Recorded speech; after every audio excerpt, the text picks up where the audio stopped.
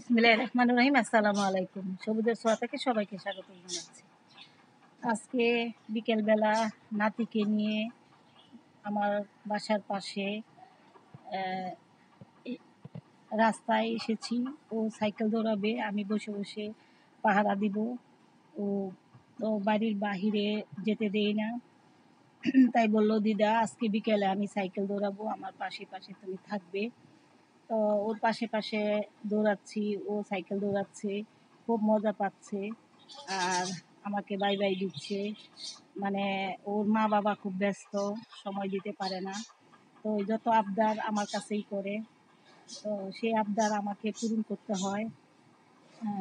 বিকেলবেলা বলতেছে, দিদা আমাকে নিয়ে একটু সাইকেল দৌড়াতে নিয়ে চলো, আমার সাইকেলটা অনেক দিন পড়ে আছে। তো ভাবলাম যে সত্যি ওদের তো খেলাধুলার জায়গা নাই, তাই বের হয়ে গেলাম একটু। ও সাইকেল দৌড়াচ্ছে, আমি ওকে পাহারা দিচ্ছি, কারণ রাস্তাঘাটে রিক্সা, গাড়ি এগুলো চলাচল করে, তারপরে কখন কোন বিপদ হয়ে যায়, সেই জন্য আমি দেখতেছি। এখন আমার ডিউটি এদেরকে নিয়েই, আর পাশাপাশি আমার ছাদ বাগান, এগুলো নিয়ে আমি সময় কাটাই।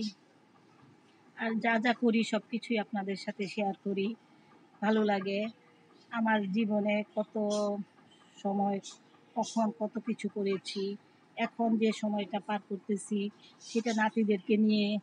আর তো কোনো চাওয়া পাওয়ার থাকে না, আর আমার বাগানটা, আর ওদের চাওয়া পাওয়ার মাঝে আমি আনন্দ খুঁজে নেই। ওদেরকে নিয়েই আমার 3টা নাতি। আলহামদুলিল্লাহ, আপনাদের দোয়া করবেন আমার 3টা নাতির জন্য, ওরা যেন ভালো মানুষ হতে পারে।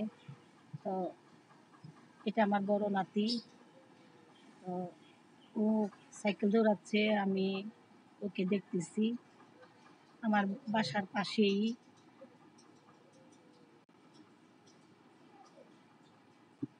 মাশাআল্লাহ, ও বড় হয়ে যাচ্ছে আস্তে আস্তে। এখন ক্লাস 2-তে পড়ে, সেন্ট্রাল গভর্নমেন্ট স্কুলে পড়ে। মাশাআল্লাহ, ছাত্র হিসাবেও ভালো।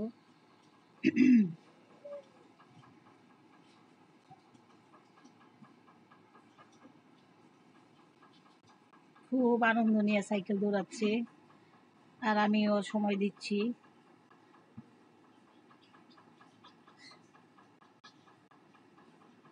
পাশাপাশি আমার আশপাশটা দেখাচ্ছি আপনাদেরকে। পরিবেশটা খুব বেশি একটা ভালো না, তারপরেও দেখাচ্ছি সবুজ গাছপালা আর বিল্ডিং। আমি যখন এসেছিলাম এই রাস্তাঘাট কোনো কিছুই ছিল না। তো আজকে এই পর্যন্তই। ভালো থাকবেন, সুস্থ থাকবেন। আল্লাহ হাফিজ।